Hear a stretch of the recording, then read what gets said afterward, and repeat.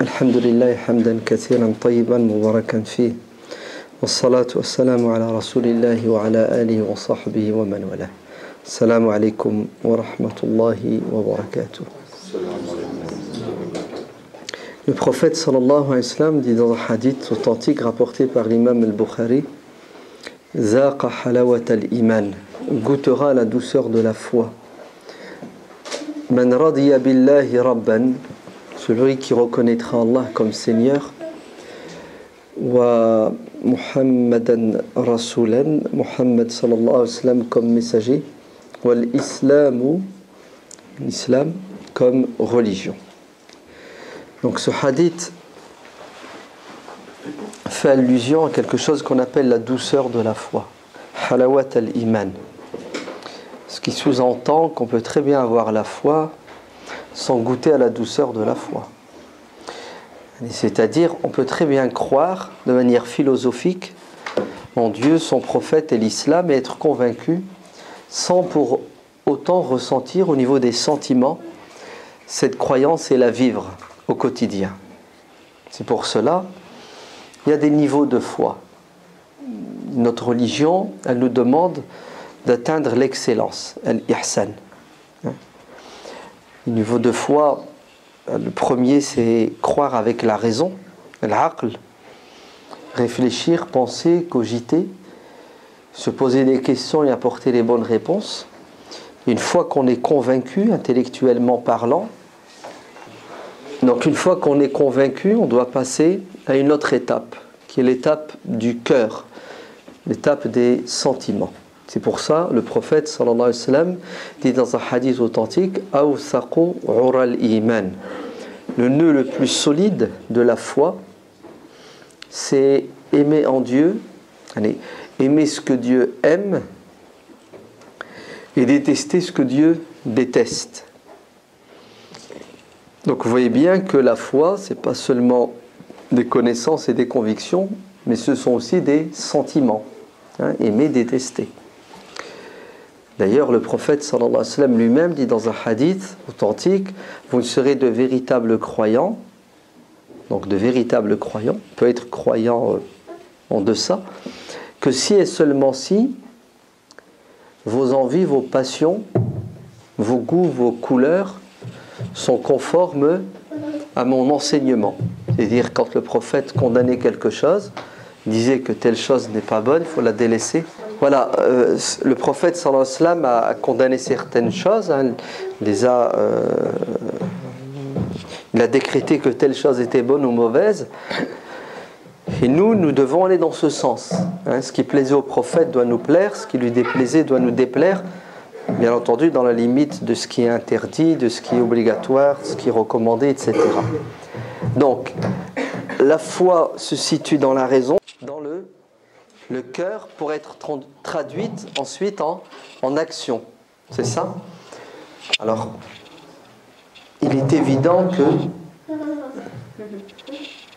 tout musulman sincère aspire. Aspire à quoi? Aspire à grandir. À grandir dans sa conviction, mais aussi dans son amour de Dieu et de son prophète et de sa religion, et à grandir dans la pratique et la bienfaisance. C'est l'objectif d'ailleurs. Le prophète sallallahu alayhi wa sallam dit dans le hadith de Jibril, que vous avez déjà entendu, que vous connaissez, que vous devez connaître, il faut atteindre le degré de ihsan. C'est ça? Et l'ihsan, c'est l'excellence. On doit essayer d'évoluer chaque jour. Et puis les savants de Ahl Sunnah wal Jama'a, c'est-à-dire nous, majoritairement, nous sommes sunnites, disent que la foi augmente et diminue. C'est ça? Alors il y a des versets du Coran nombreux, liyazdadu imanan ma'a imanihim. Donc on a la conviction, et qu'est-ce qu'on doit faire? On doit essayer d'évoluer, augmenter notre foi.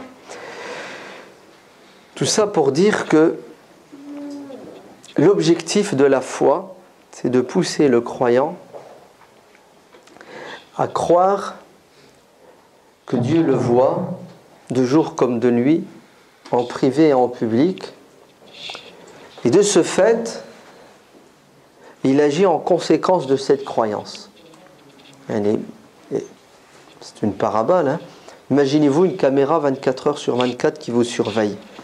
Vous n'aurez jamais le même comportement, vous ne tiendrez pas les mêmes propos que si cette caméra n'était pas là. Ben, c'est ça que notre religion nous enseigne. Summum de la foi, c'est de croire que Dieu nous voit, que Dieu est avec nous, c'est ressentir la présence de Dieu. Ibn Ata'illah as-Sakandari, dans son recueil de l'Hikam al-Ata'iyya, des sagesses, les proverbes de sagesse spirituelle de Ibn Ata'illah as-Sakandari, à un moment donné, il dit « Celui qui a trouvé Dieu, a trouvé le trésor. Celui qui cherche Dieu et qui ne l'a pas trouvé a tout perdu. » Mais pour trouver Dieu, il faut d'abord se trouver soi-même.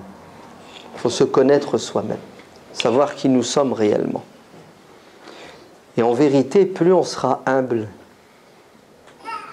plus on s'efface, plus on prend de la valeur et de l'importance aux yeux de Dieu. Connaissez le péché du diable. Le diable croyait en Dieu, non? Il devait croire peut-être plus que nous, puisqu'il a discuté, il a parlé avec Dieu, non? Il croyait aux anges? Oui, peut-être plus que nous, puisqu'il les côtoyait. Il croyait au paradis?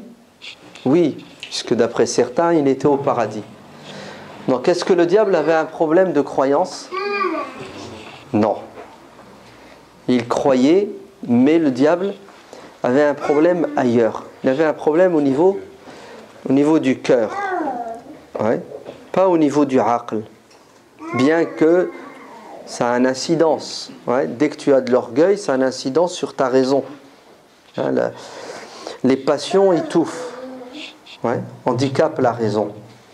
Alors c'était quoi le problème du diable? C'était le kibr. Donc vous êtes bien d'accord que le problème du diable n'était pas uniquement au niveau de la raison, ouais, au niveau de ses croyances, mais il était surtout au niveau de son nafs, au niveau des sentiments, au niveau de la passion. C'est pour cela ne grandira en foi que celui qui se fait petit dans le domaine du nafs. Celui qui étouffe son nafs, qui le combat, il libère son ruh, son âme. Et c'est notre problème au quotidien. C'est un bras de fer entre le nafs et le ruh. Hein, le nafs, le côté bestial, animal, qui veut justement nous éloigner de Dieu, qui nous aveugle, c'est ça. وَمَنْ أَضَلُّ مِمَّنْ اتَّخَذَ إِلَهَهُ هَوَاهُ. Le plus égaré parmi nous, c'est celui qui va adorer ses passions au lieu d'adorer Dieu. Il faut le faire quand même. Hein. Des gens qui s'adorent eux-mêmes, qui adorent leur ego. Notre problème, nous, musulmans, aujourd'hui, en majorité au XXIe siècle, c'est pas qu'on adore des statues, c'est pas vrai. Hein. Ou qu'on adore des saints, c'est ça? C'est faux. Il n'y en a même pas en France, en Belgique. Il n'y a pas de tombe en France de saints qu'on implorerait. Notre problème, ce sont nos passions. C'est notre ego surdimensionné qui nous aveugle et qui nous éloigne de Dieu. C'est l'histoire des vases communicants. Vous entendez? Soit Dieu est dans notre cœur, et il occupe toute la surface de notre cœur, et là, la dunya n'a plus de place, ou le contraire. C'est la dunya qui prend de la place et Dieu quitte notre cœur. Donc si vous voulez vivre votre foi au quotidien et qu'elle ait un impact sur vous, il faut, après la conviction, après la croyance au niveau rationnel, intellectuel, après avoir assimilé le dogme, ouais, ça nécessite quelques heures, hein. Les 6 piliers de la foi, etc. C'est pas si compliqué. Hein. Il y en a qui veulent vous faire croire que la aqida, c'est une histoire de tous les jours. Tous les jours, il faut faire des cours de aqida, une fois par semaine. Tous les discours du vendredi, il faut parler d'aqida. C'est faux. Vas-y, parle-moi de aqida pendant 6 ans, pendant 10 ans. Si tu ne développes pas au fond de moi-même l'amour de Dieu, ta aqida, c'est quoi? Son déconnaissance, c'est ça? des informations qui n'ont aucun impact sur moi. Ça va rester au niveau du cerveau. Une fois que je sais qui est Dieu, qui est son prophète, qui est le Coran, qui est le paradis, l'enfer, il faut que je passe à quoi? Au cœur, l'amour. Ouais. L'amour de Dieu, l'amour du prophète, qui va me pousser à leur faire plaisir, à leur obéir. La peur de l'enfer, la peur que Dieu soit en colère contre moi et son prophète, et ça va me dissuader de leur déplaire et de leur désobéir. Donc si vous voulez que la foi ait un impact sur vous au quotidien, vous avez intérêt de mettre le paquet sur, alors je vais dire le mot puis après je vais l'expliquer, ok? Sur le soufisme, at-tasawwuf. Bon, la mushahata fi l'istilah. On va pas se prendre le bec sur la terminologie qu'on utilise. On va l'appeler autrement. At-tazkiya, la purification, ouais, des cœurs et des âmes. C'est ça? Car tout tourne autour de ça. Ouais. La preuve. On peut très bien croire en Dieu et lui associer quelqu'un. Vrai ou faux? Ça s'appelle du shirk. Vous êtes bien d'accord qu'il y a deux niveaux de shirk. Il y a celui qui croit en Dieu et qui croit en même temps à la tour Eiffel, à la statue, je ne sais laquelle. Vous êtes bien d'accord? Ça c'est le shirk qui est flagrant. Puis il y a un deuxième shirk qui est très sournois. C'est lequel? C'est l'ostentation. C'est le fait de quoi? De faire pour attirer le regard des gens. C'est l'autosatisfaction. Le prophète sallallahu alayhi wa sallam dit, ce shirk, riya, ouais, il est subtil, si bien que beaucoup de gens n'ont pas pris conscience de son danger. Alors qu'est-ce qu'ils font à votre avis? Ils pratiquent la religion en croyant que Dieu les agrée, mais en fait c'est une perte de temps, parce qu'ils auront des surprises quand ils arriveront devant Dieu, et Dieu leur dira, vous n'aurez pas de récompense. Pourquoi Seigneur, alors que j'ai fait? Vous n'avez pas fait pour moi, vous avez fait pour qu'on dise de vous. Vous avez fait et vous avez recherché sur terre un salaire et vous l'avez eu. Vous entendez? Donc, notre problème à nous aujourd'hui, c'est pas qu'on adore des statues ou qu'on va adorer la lune, c'est faux. Notre problème, c'est qu'au quotidien, nous avons au fond de nous des maladies du cœur qui nous aveuglent, qui freinent notre élan spirituel. On a des boulets dans les pattes, tout simplement. On n'arrive pas à décoller. Pourquoi? Parce que on nous a enseigné que la religion, c'était le côté technique. Ouais. Des cours, tu apprends par cœur. Ouais. Donc la aqida, on va dire par exemple, je sais pas moi, Tahawiyya, ouais, c'est clair. Risalat Ibn Abi Zayd al-Qarawani dans la aqida et puis dans le fiqh. Ouais, on va faire du fiqh, c'est ça. Et c'est très technique, hein. Tu vas, tu assistes au cours, ça fait 1 an, ça fait 2 ans, et ma foi, pour autant, elle n'a pas quoi? Elle n'a pas augmenté. Hein, je ressors de là, le lendemain matin, pour se réveiller, c'est galère, hein, surtout en ce moment. C'est ça? Donc, vous voyez très bien que la problématique, elle est là. Elle est au niveau des sentiments, au niveau du cœur. Et le propre de cette science qui s'appelle le soufisme, au sens pur du terme, hein, pas au sens le soufisme déviant que tout le monde condamne. Le propre de cette science, c'est de nous aider, écoutez bien, à aimer Dieu, à aimer la religion. C'est à ressentir le plaisir, ouais, dans l'adoration de Dieu. Parce que quand tu fais les choses avec plaisir, tu les fais avec amour. Voilà, c'est le mot qu'il fallait. Ouais. Bien sûr que tu vas bien le faire puisque tu le fais avec amour. Ouais, tu le fais avec ihsan, comme dit le Coran.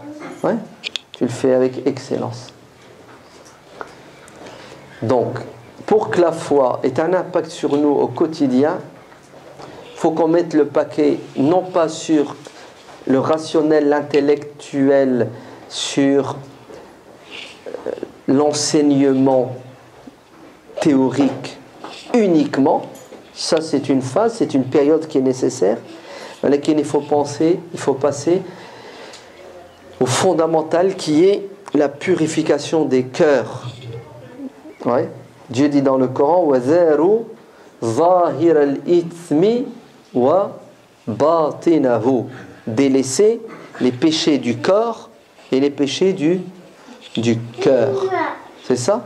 Les péchés visibles et les péchés cachés, invisibles. Et c'est ce qui a tué le diable. C'est bien un péché du cœur, le kibr, l'orgueil. Et c'est ce qui nous détruit au quotidien.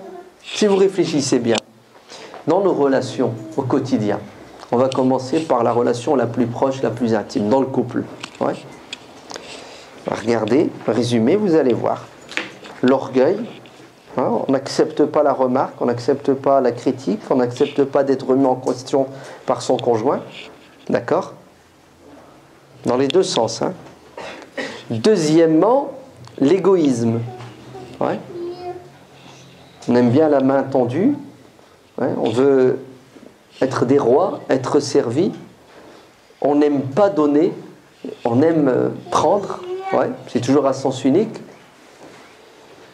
Et puis, le matérialisme, ouais, passe au-dessus de l'homme avec un grand H. Ouais. Je t'aime bien, mais il y a des limites. Ne touche pas à mon confort, ne remets pas en question. Vous voyez, parfois il y a des conflits, tu dis, attendez, c'est de la dunya, ça vaut pas la peine de vous battre pour ça. Eh oui, mais c'est de la dunya qui a une place dans le cœur surdimensionné. C'est pour ça qu'il y a ce problème. Donc la foi n'aura d'impact dans notre quotidien que si et seulement si elle est dans notre cœur et pas uniquement dans notre raison. La preuve, regardez quand il y a des conflits, et parfois il y a des gens qui veulent les résoudre à coups de versets du Coran et coups de hadith. Ouais, mais Dieu a dit, le prophète y a dit. Ouais. Généralement, c'est je choisis les versets qui vont dans mon sens et les hadiths qui vont dans mon sens et j'essaie de te les dicter, de te les imposer.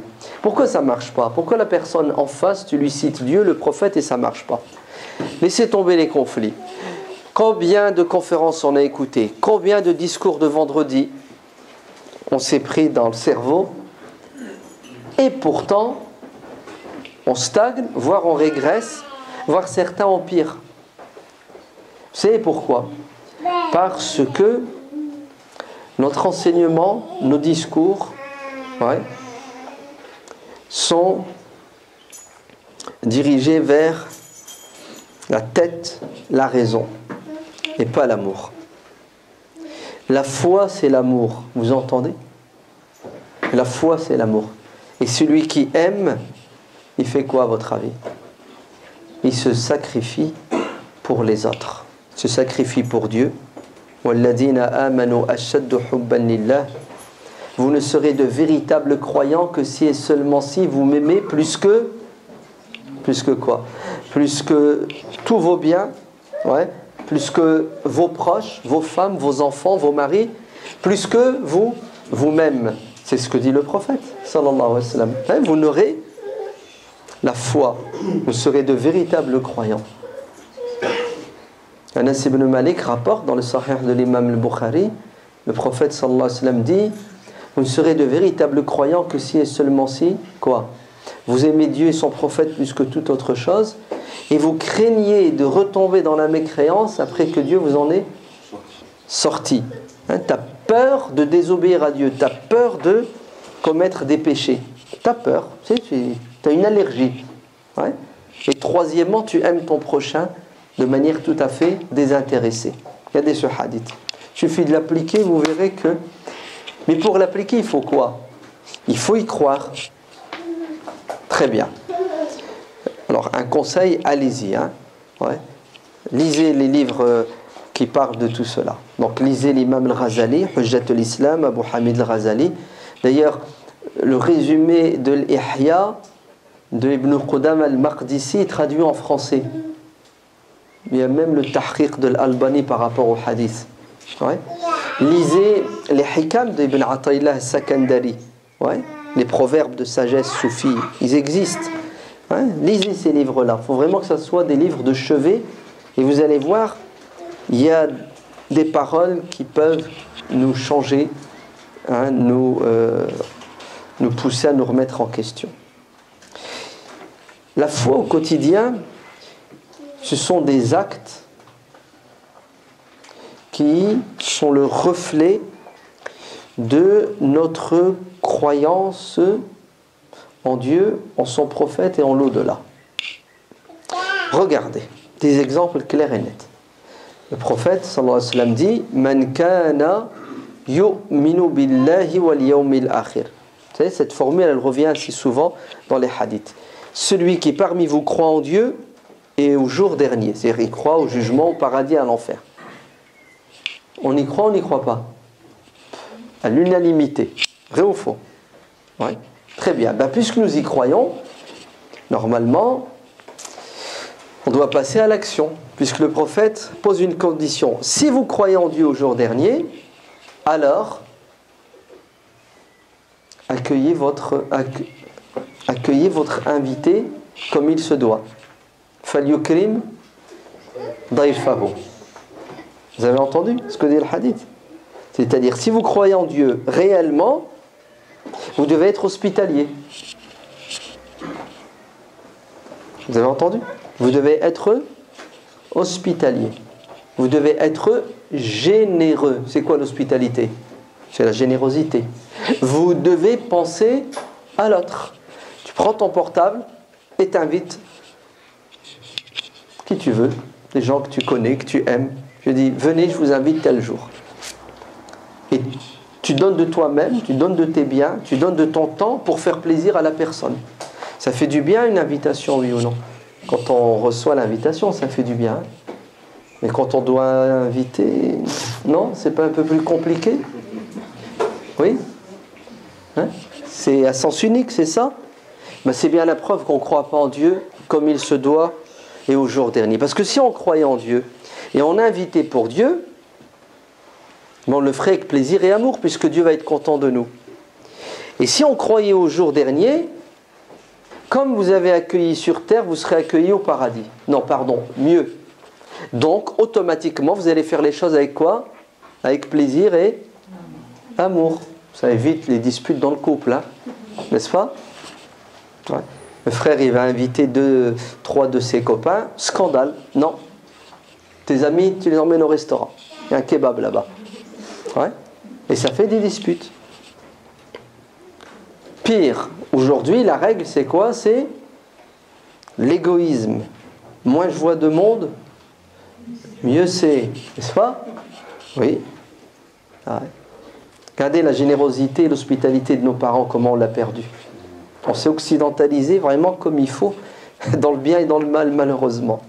L'égoïsme. J'ai même entendu, c'est devenu une bid'a, on ne va pas appeler ça une sunna, ouais. C'est devenu une bid'a, donc au sens négatif du terme. Quand invitation, il doit y avoir, vous êtes prêts? Oh, attends, toi tu ramènes la salade, toi tu ramènes l'entrée, toi la sortie, toi... Ouais. C'est comme ça. Ah oui. Il est hors de question que je me... Hein? C'est incroyable. Alors que le prophète sallallahu alayhi wa sallam dit La khayra fi man la yudayif. Point de bien en celui qui n'invite pas. Vous avez entendu? Point de bien en celui qui n'invite pas. Comment voulez-vous que cette communauté elle avance si il n'y a pas ce sentiment de quoi? De fraternité, ce sentiment de... Ouais, il faut le créer. Mais pour le créer, il faut y croire. Hein. Vous entendez? Il faut croire en l'au-delà. Jabir ibn Abdillah a observé le prophète sallallahu alayhi wa sallam un des jours de la bataille du fossé. Et il a vu que le prophète était exténué, fatigué, il avait faim. Il est allé lui chuchoter dans l'oreille après avoir consulté sa femme. Elle lui a dit, tu peux inviter le prophète avec 2-3 personnes, pas plus, parce qu'il n'y a rien à la maison. Et Jabir dit, ô messager de Dieu, je t'invite, choisis parmi tes compagnons 2-3 personnes. Le prophète est heureux et content, n'est-ce pas? Et il se met debout et il dit oh et musulmans, vous êtes tous invités par Jabir. Ouais, 800 personnes. 800 personnes. Quand le prophète a fait ça, Jabir, heureusement qu'il a la foi, il a dit mon Dieu, qu'est-ce que je vais faire avec ma femme? Je suis pas clair. Elle m'a dit 2, 3. Ouais. Et il a devancé le prophète pour annoncer à sa femme. Ouais. Alors, le malheur ou le bonheur? Il y a une problématique quand même. Ouais. Et quand il arrive, il dit à sa femme, voilà ce que j'ai dit au prophète, voilà comment le prophète a réagi. Elle lui a dit, c'est le messager de Dieu, on n'a rien à craindre, il sait ce qu'il fait. Quelle foi, non? Quelle confiance, quelle patience. Et effectivement, le prophète alayhi salam arrive et il dit à Jabir, tu dis à ta femme, elle touche à rien. Une fois que le bouillon est prêt, le pain, tu touches à rien, c'est moi qui vais gérer la distribution. Et le prophète a géré la distribution de manière spirituelle et tout le monde a mangé. Alors 800, 1400, ça dépend des versions, peu importe. Ce qui compte ici, c'est regarder comment Jabir a le souci de quoi? Et vous ne pouvez pas savoir comment ça peut faire du bien. Tu téléphones à un frère, tu l'invites lui, sa femme et ses 2 gosses, ils étaient en dispute. Ils étaient en froid dans le couple et ça leur a fait une sortie parce que la vie elle devient monotone si vous ne la cassez pas avec des sorties, avec des rencontres. Oh là là, ça fait du bien de parler à quelqu'un, de passer une soirée avec quelqu'un quand on n'est pas bien. Man kana yu'minu billahi wal yawmil akhir, celui qui croit en Dieu au jour dernier, qu'il dise du bien ou qu'il tiens, ajib. Donc la foi est reliée à la langue. Et oui. Et ça y va, le bavardage, non? Ça papote beaucoup dans la communauté musulmane, non? Vous ne trouvez pas? Combien de conflits sont dus à quoi? Un tel il a dit. Vrai ou faux? Tu es au courant? Et hop, tu balances une info que tu as déjà transformée. Vous connaissez le téléphone arabe? Il marche très bien avec nous. C'est une catastrophe. Vous êtes bien d'accord, C'est ça qui va faire que la plupart des gens vont tomber en enfer, la tête la première. Donc on a vraiment un problème de foi parce qu'on s'exprime à tort et à travers. C'est pire qu'on s'exprime à tort et à travers. On colporte. Ouais. On est des transporteurs de quoi? De bombes. Des bombes. On va, on les dépose dans les oreilles des gens, dans les cerveaux et les cœurs des gens et à la fin, ça explose tout. Tout ça parce que on ne croit pas en Dieu et au jour dernier. Si on savait que les anges notaient et que Dieu va nous questionner, ma yalfizu min qawlin illa ladayhi raqibun atid, on se calmerait. Mais on oublie. On y croit en théorie, mais dans la pratique, on a du mal à vivre cette croyance, non? C'est Iyas ibn Muawiyah, radiyallahu anhu, il était assis, et voilà que quelqu'un se met à dire du mal. Vous savez, des musulmans, c'est devenu la mode. Des gens, ils n'ont rien à faire, donc ils parlent des autres. Et Iyas lui dit, subhanallah, est-ce que tu as combattu les Byzantins? Il lui a dit non. Est-ce que tu as combattu les Perses? Il lui a dit non. Il lui cite des peuples qui, à l'époque, étaient en guerre avec les musulmans. Et à chaque fois qu'il lui dit non, je n'ai pas combattu l'ennemi extérieur, il lui dit, subhanallah, tous les ennemis de l'islam sont à l'abri de ton venin, là, ta langue, et tes frères musulmans, non. Il a fait réfléchir. Pour ça, Abu Bakr as-Siddiq, il lui est arrivé de mettre des cailloux dans sa bouche. Je dis, pourquoi tu fais ça au successeur du prophète? Il a dit, pour éviter de parler. Parce que cette langue est le pire ennemi de l'homme. Donc celui qui croit en Dieu et au jour dernier fait quoi? Il ne parle pas. Vous entendez? Et il n'écoute pas non plus. C'est ça? Stop! Tu dis n'importe quoi. Celui qui croit en Dieu, c'est encore de la foi, et au jour dernier, qu'il ne fasse pas de tort et de mal à ses voisins. Non, le hadith il est dit autrement. Il ne croit pas, il ne croit pas, il ne croit pas. Il n'a pas la foi. Qui ça? Celui dont le voisin n'est pas à l'abri de ses méfaits. C'est ça? Donc c'est un problème de foi. Plus tu es mauvais que ton voisin, moins tu as la foi. C'est impressionnant, hein? Et les musulmans sont les pros de quoi? Du ramdam. Vous dit quelque chose, le ramdam? Non, c'est dictionnaire. Cherchez dans le dictionnaire ramdam. C'est le bruit que font les musulmans quand? La nuit du ramadan. Ouais. Même les autres nuits.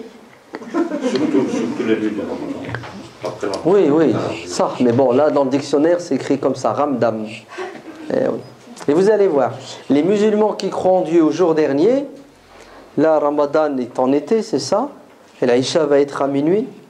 Non? Ils vont finir les tarawih à quelle heure? À 1h? Je ne dis pas la catastrophe. Surtout quand des mosquées sont dans des endroits où il y a des... Et dans le normal, hein, ils prient, ils viennent d'implorer Dieu, ouais, l'imam vient de leur faire une dua d'une demi-heure, ouais, ils sortent de la mosquée, ils se mettent sur le trottoir, et ils font quoi? Ils font un commentaire de je ne sais pas quoi, l'actualité, à haute voix, et ils dérangent les voisins. Alors, qu'est-ce que vous en pensez? C'est pas contraire et contradictoire avec l'éthique, non. Avec la foi, tout simplement. Puisque le hadith dit, il ne croit pas celui dont le voisin n'est pas à l'abri. Donc, c'est lequel le véritable croyant parmi nous? Ce sera celui qui sera le meilleur avec son voisin. Et le pire parmi nous, celui qui aura le moins de foi, ce sera celui qui sera le plus mauvais avec son voisin. Le hadith rapporté par l'imam Ahmad ibn Hanbal, radiyallahu anhu, il est authentique. Une femme est décédée et elle était réputée pour sa piété, entre guillemets, hein. Mettez des guillemets, tout ce que vous voulez. Elle jeûnait beaucoup, elle priait des prières surérogatoires et on commente, ouais. Et le prophète intervient. Et qu'est-ce qu'il dit à ses compagnons? Qu'en était-il de sa relation avec ses voisins? Et là, les compagnons disent, prophète, elle était exécrable. Très mauvaise relation avec ses voisins. La preuve, ils sont contents. Elle est morte, bon débarras. Et oui, il y a des gens, moins tu les vois, mieux c'est, non? Alors, qu'est-ce que le prophète alayhi salam va dire de cette femme? Il dira, la khayra fiha, point de bien en elle, elle est en enfer. Vous avez entendu? Et pourtant, elle excellait dans quoi? Dans le rituel, c'est ça? Le jeûne et les prières. Le problème de cette femme et de beaucoup de musulmans, c'est qu'on croit que notre religion, c'est le rituel, l'ibadat. Et le mu'amalat passe au second plan. C'est moins important. Voire même, ça ne fait même pas partie de la religion. C'est comme le bon voisinage, c'est la dernière des choses. Pire. Il y a des musulmans qui pensent que le bon voisinage, c'est réservé aux voisins musulmans. Il n'est pas musulman. D'accord? Et ça, c'est une mauvaise compréhension de la religion, parce que notre religion n'est pas laïque. Elle nous demande d'être musulmans chez nous et à l'extérieur. C'est ça? Dans la mosquée et dans la rue. Une autre femme décéda par la suite, et cette femme n'était pas réputée pour sa pratique rituelle intense. Et on parle d'elle en disant elle était juste, ouais, moyenne. Et le prophète de reposer la même question, elle était comment avec ses voisins? Oh, tout le monde la pleure, il la regrette, tellement elle était généreuse, bienfaisante. Le prophète va la mettre où à votre avis? Au paradis. Donc, la foi ne s'arrête pas uniquement à la croyance et à la prière et au jeûne, aux pratiques rituelles, mais elle a une dimension sociale, humaine. Voire elle a une dimension humaine qui est plus importante que la dimension rituelle. Non? On ne parle pas des choses obligatoires. Ok? Mais regardez comment cette femme, qui prie énormément, entre guillemets, elle était très pratiquante, c'est ça? Elle est en enfer. Parce qu'elle n'a pas compris que la foi, c'est pas uniquement la prière. La foi, c'est aussi le bon voisinage. Et des hadiths comme ça, vous en avez beaucoup. Il ne croit pas, il ne croit pas, il ne croit pas, celui qui dort le ventre plein alors que son voisin a faim. Alors, c'est pas de l'humanitaire, ça? C'est de l'humanitaire. T'es pas un bon croyant. Ainsi, la foi doit nous animer au quotidien dans nos relations avec nous-mêmes. Nos passions, nous devons les dominer, les étouffer. On doit aimer ce que Dieu aime et ce que son prophète aime. Détester ce que Dieu déteste et son prophète déteste. On doit faire des sacrifices. وَالَّذِينَ جَاهَدُوا فِينَا لَنَهْدِيَنَّهُمْ سُبُلَنَا. Et ceux qui font un effort pour plaire à Dieu, donc qui font des sacrifices, Dieu va les maintenir sur les chemins qui mènent au paradis. Les chemins. Il y a plusieurs chemins qui mènent au paradis. Il y a une voie, il y a plein de chemins.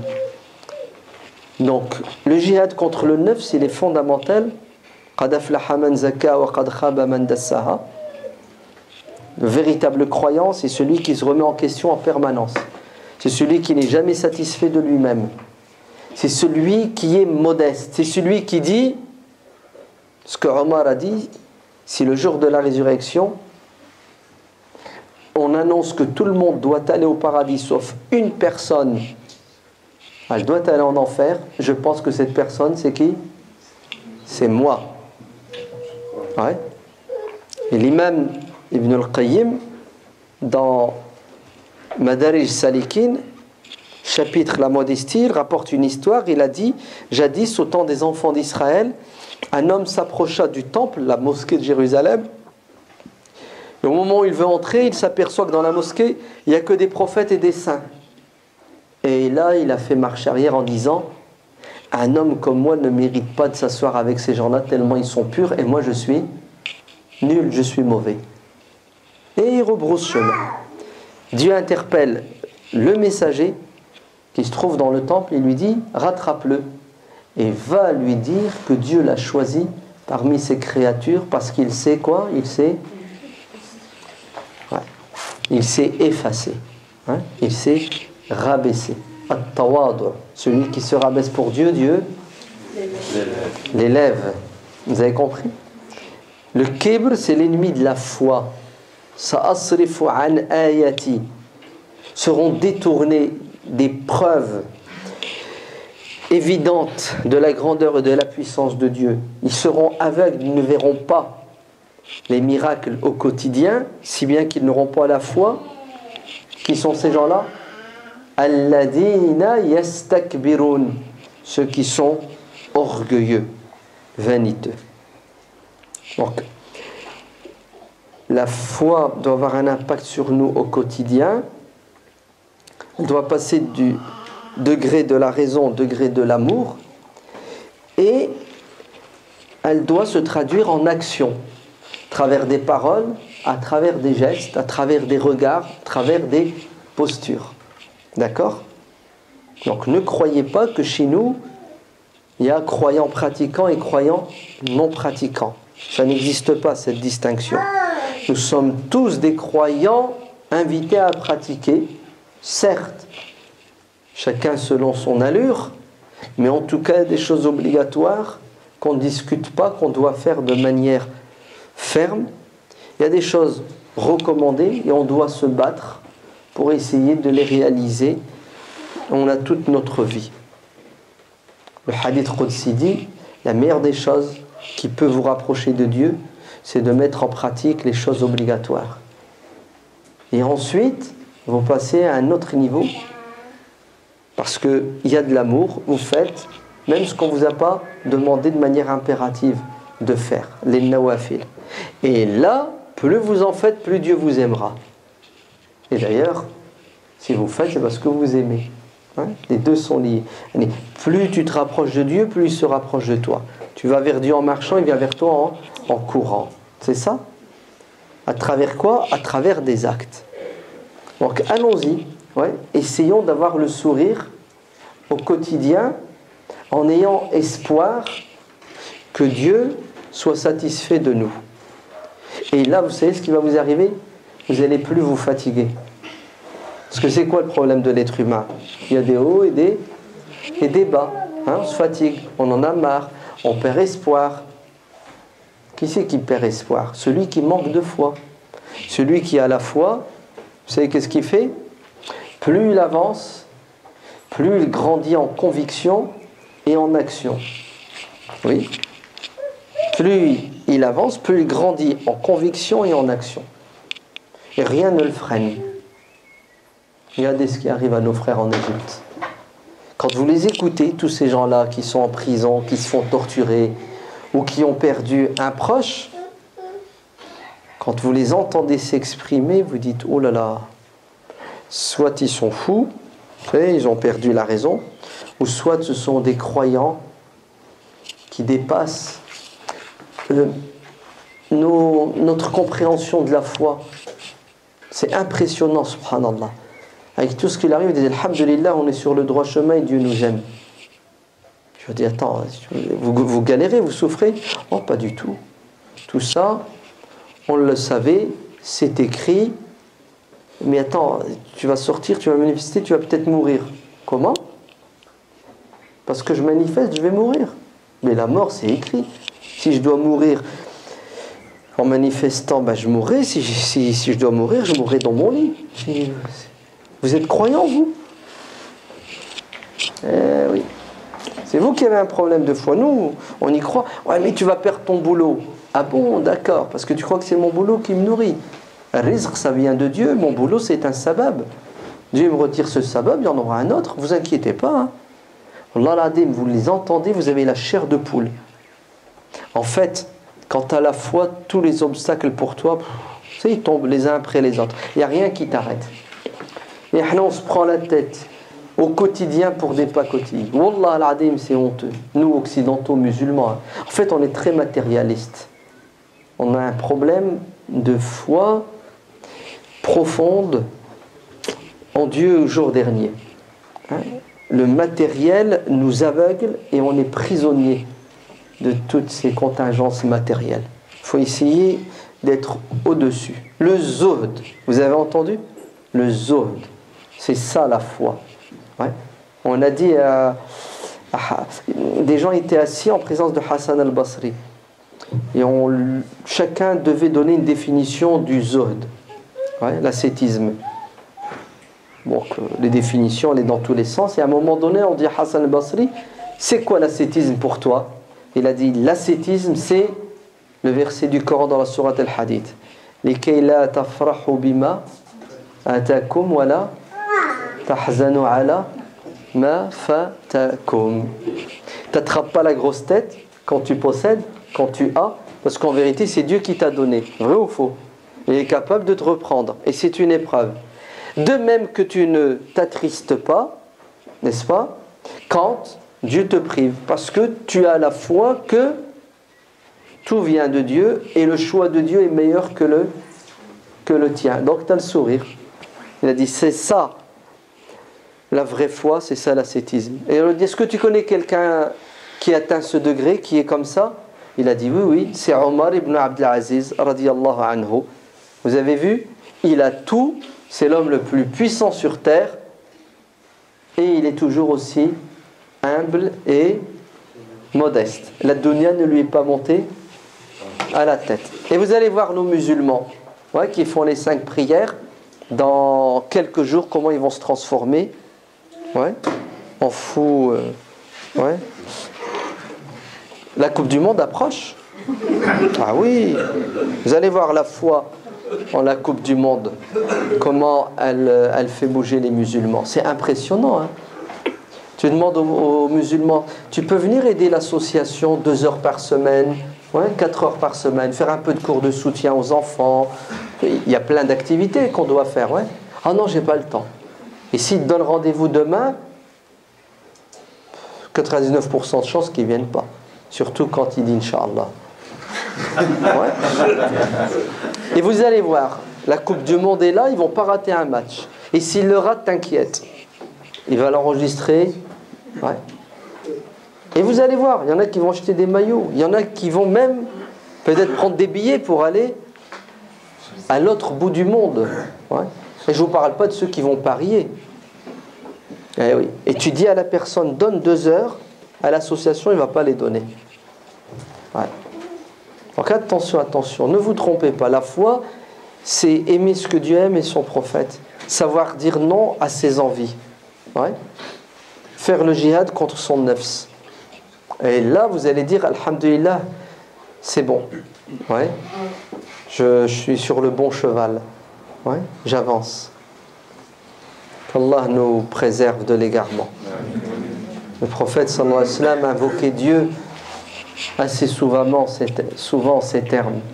Ya muqallib al-qulub, sabbit qalbi ala dinik. Ya Allah, fasse que je reste musulman jusqu'à la fin de ma vie. Parce qu'on n'est pas à l'abri, vous savez, d'une peau de banane. Eh oui, la vie elle n'est pas facile, les épreuves il y en a, et puis les temps sont aussi un peu difficiles.